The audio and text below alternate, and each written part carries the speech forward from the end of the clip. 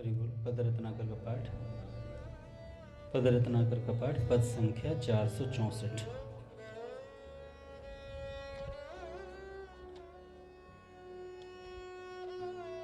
मेरे जीवन के जीवन मैं तुम पर नित बलिहारी।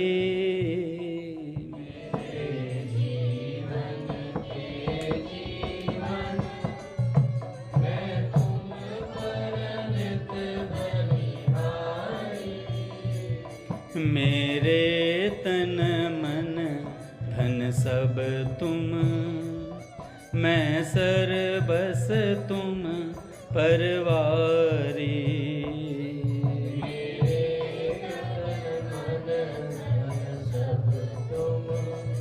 मैं सर्वस तुम परवारी। मेरे प्राणों के स्पंदन मैं कभी न तुमसे न्यारी। मेरे प्राणों के स्पंदन मैं कभी न तुमसे न्यारी। मेरे तुम मादक मधु हो, मैं नित्य रहूं मतवारी।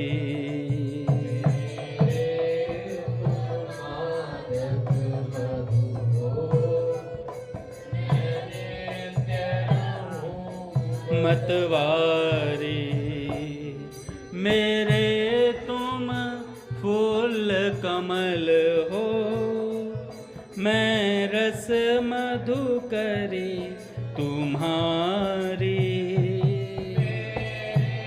तुम फूल कमल हो, मैं रस मधुकरी तुम्हारी। मेरे तमाल तरु हो तुम, मैं कनक लता रसधारी।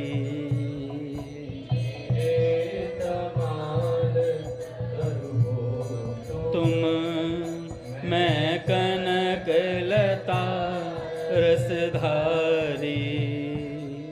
मेरे तुम चंद्र कलाधर, मैं हूँ कुमुदिनी बनवारी।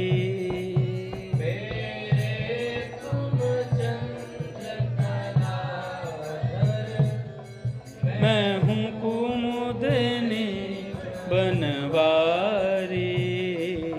मेरे प्रीतम तुम जलधर, मैं तृषित चात की भारी।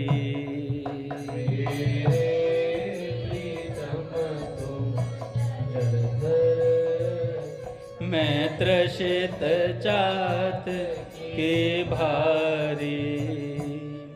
मेरे में भूले मिले तुम, मैं नित्य मिली गिरधारी। मेरे में भूले मिले तुम, मैं नित्य मिले मेरे तुम हो प्रेमास्पद, मैं नित्य तुम्हारी प्यारी। मेरे तुम हो प्रेमास्पद, मैं नित्य तुम्हारी प्यारी। राधा राधा राधा राधा राधा राधा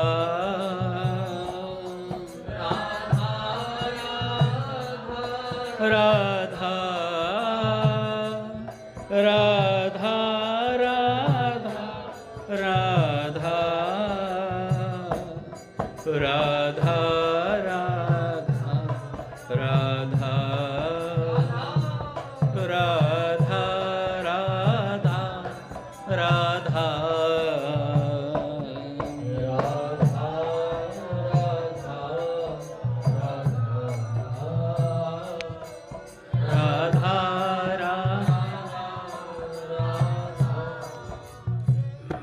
बोलिए राधा माधव सरकार की जय। पूज्य श्री भाई जी महाराज की जय। पूज्य श्री राधा बाबा जय। पूज्य मैया की जय। अपने प्यारे भैया की जय। पूज्य दादा की जय। भक्तवत्सल भगवान की जय। हरिबुल बड़े सौभाग्य का क्षण है कि आज भी हमें सत्संग और कीर्तन का परम लाभ प्राप्त हो रहा है। पहले कुछ संतों के वाक्य सुनेंगे, उसके बाद किसी भक्त की चर्चा करेंगे।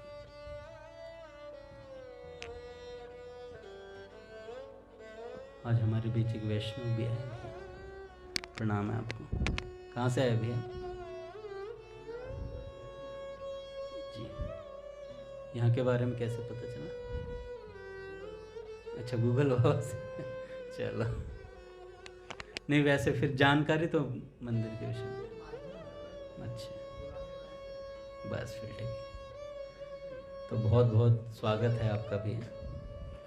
अभी पूज्य भैया आएंगे 9:30 बजे, तब तक आप इंतज़ार कीजिएगा। चलो, पूज्य श्री रमेश बाबा कहते हैं, केवल कृष्ण नाम, कृष्ण गुण, कृष्ण लीला ही गाई जाए और संसार के सब धर्मों को छोड़ दिया जाए, उसको अनन्य भक्ति कहते हैं।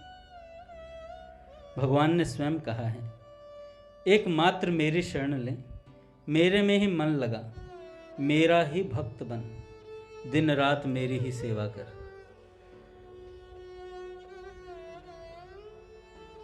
बहुत चतुर है भगवान। एकमात्र मेरी शरण ले, मेरे में ही मन लगा, मेरा ही भक्त बन, दिन रात मेरी ही सेवा कर, दिन रात मेरी ही उपासना कर, मुझे ही नमस्कार कर, तब तू मुझे प्राप्त हो जाएगा।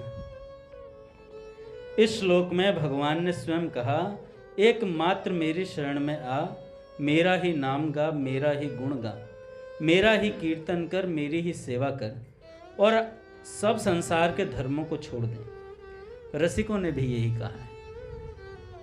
रसिकों ने भी यही कहा है, जाकी है उपासना ताही की वासना, जाकी है उपासना ताही की वासना, ताही को नाम रूप गुण गाइए।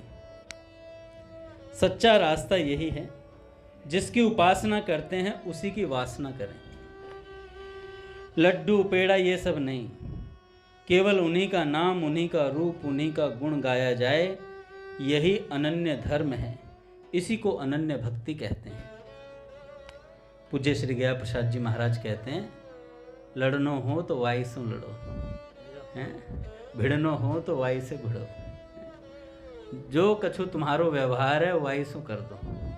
फिर देखो, पूज्य पंडित जी महाराज जब झाड़ू लगाते तो झाड़ू लगाते हुए बाल कृष्ण भगवान के उपासक थे, तो बाल कृष्ण भगवान क्या करते, जितना जितना वो साफ करते उतना उतना मिट्टी फिर बिखेर देते।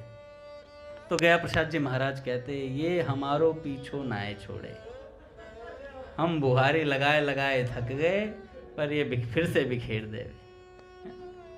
तो ऐसा भगवान के साथ व्यवहार। और पंडित जी महाराज की श्रद्धा भी ऐसी थी, झाड़ू का अगर तिनका टूट जाता, झाड़ू जैसे पुरानी हो जाती ना तो छोटी हो जाती घिस घिस के, तो झाड़ू के एक एक तिनके की समाधि बनाते थे। झाड़ू के एक एक तिनके की अलग से ब्रजरज में वहीं और समाधि बनाते। कहते ये झाड़ू नहीं है, ये सब सखियां सहचरियां हैं, ये सब ये ब्रज भाव से सब सेवा करती हैं, तो झाड़ू भी मामूली नहीं है उनके लिए। तो ऐसा भाव रहता था पंडित जी महाराज का। एक बार तो श्री जी महाराज ने न्योता दे दिया नीम गांव में एक मंदिर के कोई उद्घाटन था, तो 2 किलोमीटर पैदल चल करके गए। जब पैदल चल करके वहाँ पहुँचे तो दोपहर हो गई पहुँचते पहुँचते। अच्छा, शाम तक उन्हें वापस आना था। अब भैया कोई प्रोग्राम होता तो उसमें देर सवेर हो ही जाती है।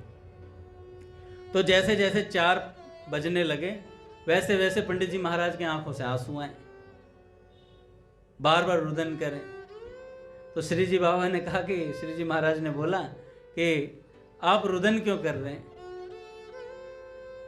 तो पंडित बाबा ने बोला कि हमें गिरिराज बाबा ने नजरबंद कर राखो है, हम उनके बिना रह ना सकें।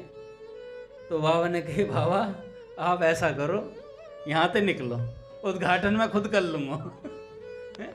आप गिरिराज बाबा के पास जाओ, अपने आप वहीं रहो। तो ऐसा प्रेम था उनका। वो राधा कृष्ण जी महाराज कहते हैं ना कि हम उनकी गली से बाहर निकले और परदेश हो गया। तो ऐसा भगवान से प्रेम था गिरिराज पूज्य गया प्रसाद जी महाराज का। और वैराग्य तो एकदम उच्च कोटि का वैराग्य। उनके बेटिया जो थी गृहस्थ आश्रम में थे पंडित जी महाराज, और गृहस्थ आश्रम में रह करके फिर उच्च कोटि का, कभी आईना नहीं देखा जीवन में, शीशे में मुख नहीं देखा था पंडित जी महाराज ने अपना कि उनका मुख है कैसा। तो उनकी बेटी का जब विवाह हो गया तो उनके 2 नाती हो गए। तो उनके नाती आते गिरिराज जी में नाना से मिलने अपने, तो नाना जी बात ना करें क्योंकि पंडित जी महाराज निरंतर नाम जप में रहते थे, अपना लीलाओं में मग्न रहते। तो उन्होंने अपनी माता जी से बोला, बालकों ने, कि नाना जी तो हमसे बोलते ही नहीं है, नाना जी तो हमसे बोलते ही नहीं है। तो गया प्रसाद जी महाराज जी की जो सुपुत्री हैं वो आई और कहने लगी, पिताजी मैं तो इन्हें लेके आती हूँ, आप इनसे बोलते ही नहीं हो। तो पंडित जी महाराज ने कहा, देखो बिटिया, जो मैं कहना चाहता हूँ वो ये सुन नहीं सकते, और जो ये सुनाना चाहते हैं मैं सुनना नहीं चाहता, तो बात बने कैसे दोनों में? तो आपस में बातचीत हो नहीं सकती, तो क्या करें? अच्छा, ऐसे एक बार क्या हुआ, उनका शायद जन्मदिन था नाती का, शायद कोई प्रोग्राम था। तो उसमें बाहर से लोग तो आते हैं भैया, सब गृहस्थ आश्रम में वही इधर उधर से सब लोग मिलने आते हैं। अब मान लो रामकृष्ण ने निकुंज का बर्थडे का कुछ रखा हो प्रोग्राम, अब अमृतसर से भी आएंगे और इनके घर से भी आएंगे। अब रामकृष्ण जी वैरागी हों पूरे, कोई आगे इन्हें प्रणाम करे और रामकृष्ण कह दे, मैं नहीं जानता तुझे। इनका उत्कट कोटि का वैराग्य हो जाए। तो गया प्रसाद जी महाराज से उस प्रोग्राम में सब मिलने आए, बार बार आकर के कहें तो एकदम मुंह मोड़ लें, उनसे बात ही ना करें और मुंह सा बना ले, बिल्कुल जैसा होता है ना किसी से मिलने का मन नहीं करता, मुंह सा बना लेते। अच्छा, कोई ब्रज का संत आता उससे लिपट लिपट के पढ़ते। अरे चक्कर क्या है? कोई संत आते हैं तो लिपट लिपट के पढ़ते हैं, और कोई गृहस्थ आश्रम में इधर उधर रिश्तेदार आते हैं उनसे बात तक नहीं करना चाहते। तो उनकी रहनी ये थी, श्री कृष्ण से संबंधित वस्तुओं को ग्रहण करते थे केवल। एक बार पूज्य बालकृष्ण दास जी महाराज जी के यहाँ प्रोग्राम था और वहाँ पर न्योता मिला।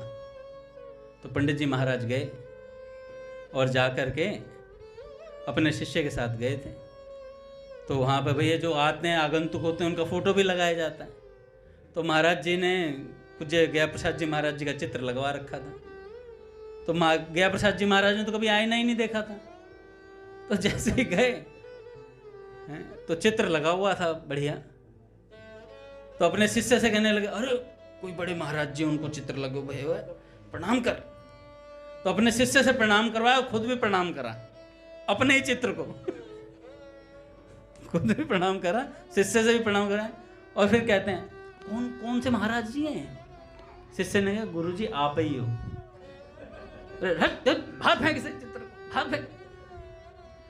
तो ऐसा अद्भुत वैराग्य था गया प्रसाद जी महाराज, उन्होंने आईना ही नहीं देखा था कभी। और शिष्य भी ऐसे ही बने थे भैया।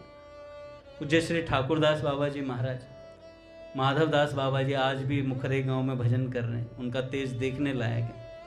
वाकई में भजन कैसे होता है उनसे देखने को मिलता है।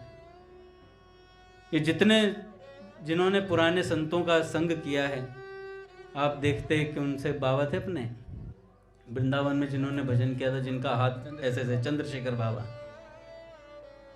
पूज्य चंद्रशेखर बाबा जी महाराज, उनको देख लेते।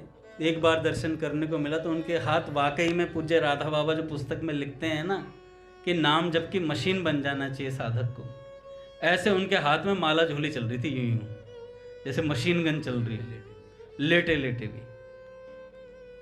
अंधेरा कर रखा था, एक शिष्य सेवा में था, बैठा हुआ था पास में, और उनका नाम जब चल रहा था लगातार, दर दर दर दर दर दर, जैसे मशीन गन चल रही है। तो ऐसे संत भैया वैराग्य पूर्ण रहने से रहते हैं। तो पूज्य रमेश बाबा कहते हैं सच्चा रास्ता यही है, जिसकी उपासना करते हैं उसी की वासना करें। लड्डू पेड़ा ये सब नहीं, केवल उन्हीं का नाम, उन्हीं का रूप, उन्हीं का गुण गाया जाए, यही अनन्य धर्म है, इसी को अनन्य भक्ति कहते हैं।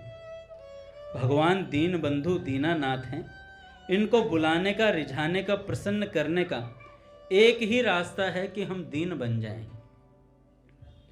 जब मनुष्य दीन बन जाता है तभी प्रभु प्रसन्न होते हैं। लेकिन हर आदमी चोर है, हर आदमी चोर है, बड़ा बनना चाहता है। ऊपर से हम लोग बात करते हैं दीनता की, लेकिन भीतर चोरी है। भीतर से चाहते हैं हम बड़े बने, लोग हमारा सम्मान करें, हम लोग सम्मान पाकर खुश होते हैं। ये चोरी है बड़ा बनने की सबके मन में। इसलिए जिसको भगवान की दया प्राप्त करनी है, दीन बन जाओ, छोटे बन जाओ, दुनिया में सबसे छोटे बनो। तृणादपि सुनीचेन, तिनका से भी ज़्यादा छोटे बनो। परंतु हम लोग मूर्ख हैं, चोर हैं, बड़ा बनना चाहते हैं, इसलिए संसार में हर प्राणी भटक रहा है, इस माया में पिस रहा है, क्योंकि हर आदमी बड़ा बनना चाहता है, धन से, संपत्ति से, मान से, प्रतिष्ठा आदि से। इसलिए हर आदमी भिख मंगा है, कोई भी दीन नहीं बनना चाहता, सब लोग भिख मंगे हैं बड़प्पन के। भक्ति भगवान की करते हैं, लेकिन चाहते हैं कि हमारा सबसे ज्यादा नाम हो, सम्मान हो, इसलिए कोई भी दीन नहीं बनना चाहता। यदि मनुष्य दीन बन जाए, छोटा बन जाए, तो निश्चित भगवान की कृपा मिल जाएगी। नारायण स्वामी जी ने कहा है, नारायण मैं सत्य कहूँ भुजा उठाए के आज, जो तू बने गरीब तो मिले गरीब निवाज। जो तू बने गरीब तो मिले गरीब निवाज। मैं हाथ उठाकर कह रहा हूँ, ये बात अकाट्य है। गरीब बनो तो गरीब निवाज मिल जाएगा। सच्ची भक्ति तभी मिलेगी जब सच्चे मन से गरीब बनोगे।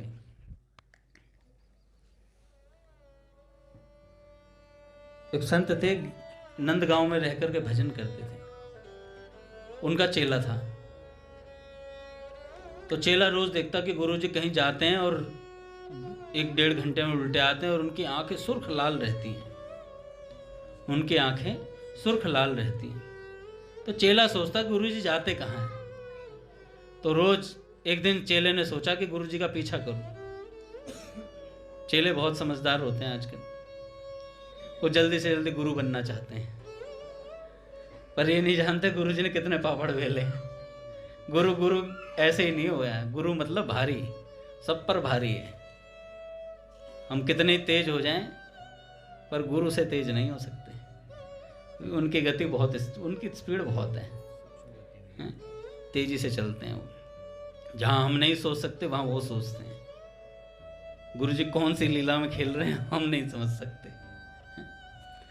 तो वो गुरुजी के पीछे गए। गुरुजी के पीछे गए तो दूर से देखा तो गुरुजी एक गधे को, एक गधा ब्रजरज में लौट रहा था, उसे देख करके रुदन कर रहे थे। दूर से उसे देख करके रुदन कर रहे थे। तो चेला देख करके वापस आ गया। तो गुरुजी जब आए तो कहने, गुरुजी आप रोज उस गधे को देख करके क्यों रोते हैं? तो गुरुजी ने बोला कि आज तक ब्रजरज में उस गधे जैसी निष्ठा भी नहीं हुई हमारी कि हम जा करके अपने कपड़े गंदे करके ब्रजरज में लौट जाएं। ब्रजरज में लौटने जाते हैं तो ऐसा लगता है कपड़े गंदे ना है जाएं। नर कपड़न को डरत है, नरक पड़न को नाई। नर कपड़ों को डरता है, नरक में पड़ने से नहीं डरता है। तो हमारी ऐसी उस गधे जितनी निष्ठा भी नहीं हुई। तब उनके शिष्य ने समझ लिया, भैया गुरुजी ऊंचा खेल रहे हैं।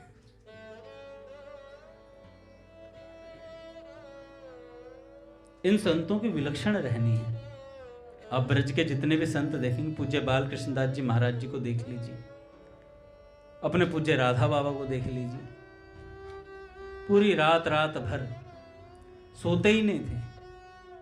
बीच में मच्छरदानी उखाड़ के कहते भगत, बीच में खोल देते थे। घनश्याम दास ठाकुर जी पूरी रात रात भर बैठे रहते थे। और रात रात भर बैठ के बाबा क्या करते थे, उनका हाथ में हाथ डाल करके और अपनी निज अनुभूतियां कहते थे। अपनी निज अनुभूतियां बाबा बताते थे। और बाबा किसी को निज अनुभूतियां बताएं तो सोचो क्या होगा, एक से एक अनुभूति। पूज्य बाल कृष्णदास जी महाराज जी ने जब बाबा को देखा तो बाबा को देखते रहते थे। पीछे संत कुटीर है वाटिका में, गीता वाटिका में। संत कुटीर में से पहले बाबा की कुटिया के चारों तरफ ये नहीं बना हुआ था, जो बाउंड्री बना रखी है ना, बाउंड्री नहीं खुली थी। और वहां से देखते थे बाबा को। और बाबा अकेले खाट पर बैठे बैठे, तख्त पर बैठे बैठे ना जाने क्या क्या मुद्राएं बनाते थे। और महाराज जी उसे देख देख करके प्रसन्न होते रहते थे, उन मुद्राओं को देख देख करके कि कैसे अद्भुत मुद्राएं बनाते हैं बाबा। असल में बाबा तो हमेशा श्री कृष्ण के साथ ही रहते थे। जब भी बाबा चाहते, श्री कृष्ण दीवार के सहारे यूं त्रिभंग ललित होकर के खड़े हो जाते थे बाबा के सामने। कहिए प्राणेश्वरी क्या कहना चाहती हैं? बार बार ऐसे आते कि इन धुंधली आंखों से कुछ भी मैं देख नहीं पाते प्रियतम, सपना सा विश्व बने तुमको मैं प्यार न दे पाए प्रियतम। ऐसा अद्भुत प्रेम था कि रोती क्यों हूँ फिर मैं उसका कुछ मर्म बताती हूँ प्रियतम, कहने जाकर खो दूंगी मैं इसकी सुंदरता को प्रियतम। है प्रेम पाठशाला और मैं पढ़ती थी हूँ पढ़ती प्रियतम। और उसमें क्या पढ़ते हैं? राधा कृष्ण राधा कृष्ण राधा कृष्ण राधा कृष्ण। और फिर जुगल नाम से क्या क्या चीजें प्रकट होती चली जाती हैं, सारी चीजें।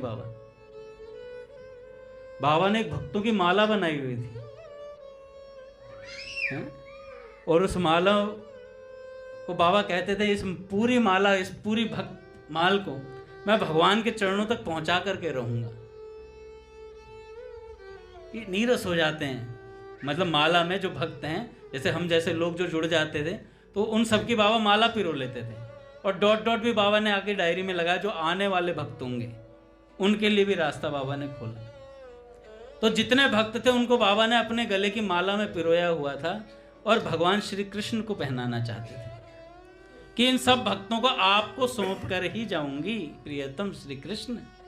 मेरे से जितने जुड़े हुए लोग हैं वो आप तक पहुंचेंगे ही पहुंचेंगे। और बाबा कहते हैं, हूं आद्र किए रहती इनको, कि आद्र किए रहते मतलब कि आंखों के आंसुओं से इन्हें मुरझाने नहीं देती हूं, सींचती रहती हूं, ये कुमला ना जाए। आंसू टपका टपका के इनको ताजा बनाए रखती हूं और फिर इनको आप तक पहुंचाऊंगी। ऐसा बाबा का प्रण था। कोई भी भक्त रीता ना रह जाए, कोई खाली ना चला जाए, ऐसा बाबा। हाँ, नील कोश निधि नित्य लुटावत, श्री कृष्ण बांटते थे बाबा। बहुत बातें याद आ जाएंगी बाबा की। फिर पूज्य रमेश बाबा जी को सुनते हैं। प्रभु की शरण में जाने पर यह विश्वास रखो कि काल कुछ नहीं कर सकता। पट खुलेंगे महाराज। श्री राम जय राम जय जय राम।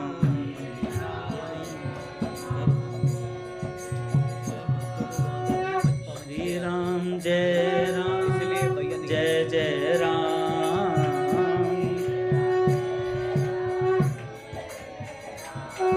श्री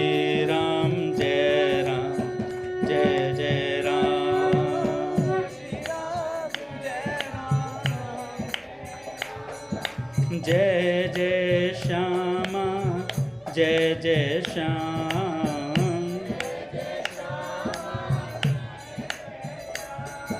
जय जय श्री वृंदावन धाम,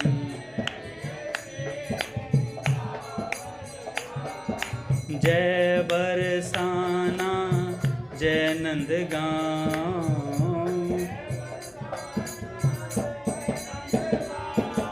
पावन राधे तेरो नाम।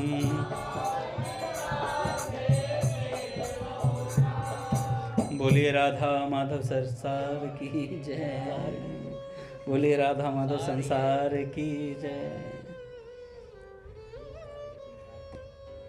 एक भक्त को दर्शन दिया स्वामी जी महाराज ने। अच्छा, दर्शन में क्या हुआ उन्होंने अनुभव बताया, मैं बता देता हूँ जो मेरे को बताता है, इसलिए रघुनाथ जी आजकल मेरे को कुछ बता नहीं रहे। हाँ, और अच्छा उस समय फ़ोन नहीं होते थे, पर सपने में फ़ोन था, मोबाइल फ़ोन। तो मोबाइल पे बात हुई उन भक्त की स्वामी जी महाराज से।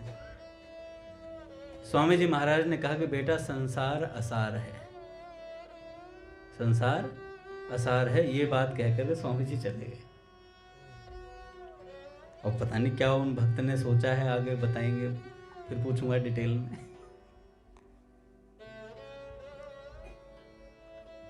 काल सारे संसार को खा जाता है, लेकिन भगवान के भक्त पर उसका प्रभाव नहीं चलता। बस शरण सही होनी चाहिए। सूरदास जी ने लिखा है, जाको मन मोहन अंग करे, ताको केस खसे नहीं सिरते, जो जग बैर परे। केवल उन्होंने ही नहीं, वेद पुराण भागवत गीता सब में यही लिखा है। श्रीमद् भागवत में ध्रुव जी के चरित्र में लिखा है, जब ध्रुव जी भगवत धाम जा रहे थे, विमान आया था उन्हें लेने।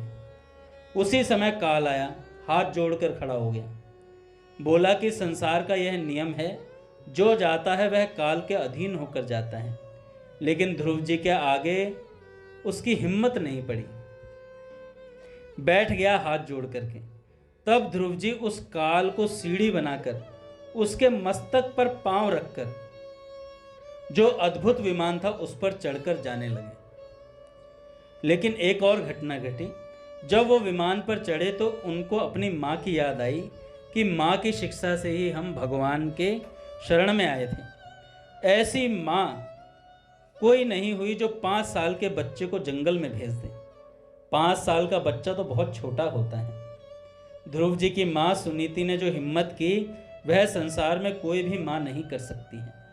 इसलिए उन्होंने अपनी माँ की याद की कि उसी की कृपा से हम भगवान की शरण में, और अब हम अकेले भगवान के धाम में चले जाएं, यह ठीक नहीं है। जब विमान पर चढ़ गए तो जो पार्षद लोग लेने आए थे, वे जान गए कि ध्रुव जी कुछ सोच रहे हैं। वे भी अंतर्यामी होते हैं भैया, पार्षद कोई नॉर्मल थोड़ी है। जान गए कि क्या सोच रहे हैं।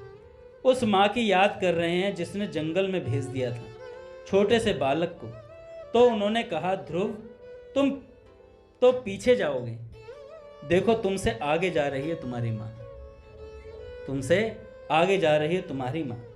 इसलिए भगवान की शरण में जो जाता है उसके माता पिता पुरखों तक का कल्याण हो जाता है।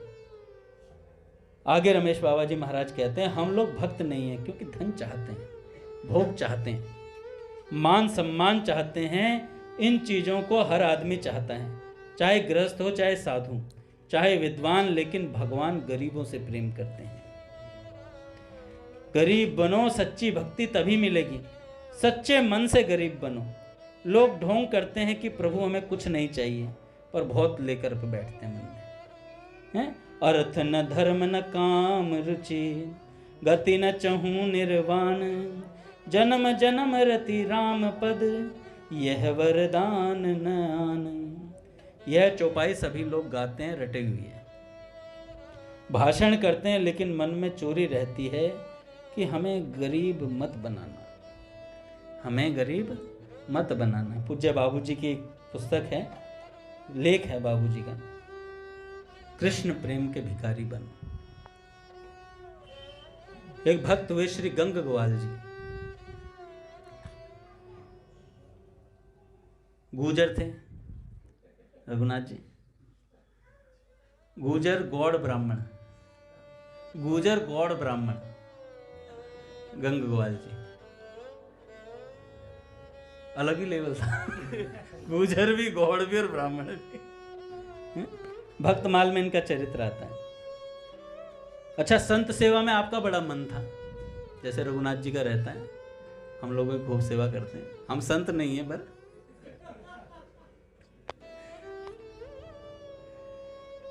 उनकी सेवा और सत्संग में ही अधिक मन लगाते थे। इनका यह स्वभाव बड़े भाई को अच्छा नहीं लगता था, इनके रज्जी भैया को अच्छा नहीं लगता। संत सेवा में अन्न धन का व्यय उन्हें असहनीय था, रज्जी भैया को। ज्यादा धन फालतू इधर उधर खर्च ना करें। एक बार कई संत पधारे, हनुमान जी महाराज, अंगद जी, संत के भेष में चोर थे। महादेव जी, हम सब जो मतलब मोटे पेट वाले जितने, हम सब भोजन भट्ट आदमी हैं। तो पधारे तो रज्जी भैया ने पिस्टल दिखा दी। एक बार कई संत पधारे, बड़े भाई की आंख बचाकर, अच्छा संत उनको जिमाने का शौक था गंग ग्वाल जी को, और बड़े भाई ने मना कर दिया, भाई मैं नहीं दूंगा कुछ भी घर से। अब उनको भाई कब क्या करे बंदा, खुद तो कमाते नहीं, तो वो सत्संग उसमें ही रहते थे, संत सेवा में रहते थे। तो उन्होंने क्या किया, घर से सामान चुरा लिया, आटा वाटा। आज एक बहन पूछ रही थी मेरे से, उन्होंने मैसेज लिख के भेजा कि मैं गोरखपुर में ही रहती हूँ और क्या नाम है, मेरे माँ बाप कहीं भी जाने की मुझे आज्ञा दे देते हैं पर गीता वाटिका नहीं जाने देते हैं, मैं चोरी चोरी जाती हूँ, क्या मैं सही कर रही हूँ? मैंने गलत आदमी से पूछ रही है, मैं तो सही बोलूँगा। सही कर रही है, बाकी और कोई कुछ कहे भाई, हमें तो जब मेरे को ये अच्छा लगता तो मैं तो खुद जाऊंगा भाई। हमारे भी घर वाले बोलते थे 11 बजे तक कौन सा मंदिर है, खुद आके देख लो कौन सा मंदिर है जो तुम 11 बजे से पहले चले जाओ यहाँ से उल्टे।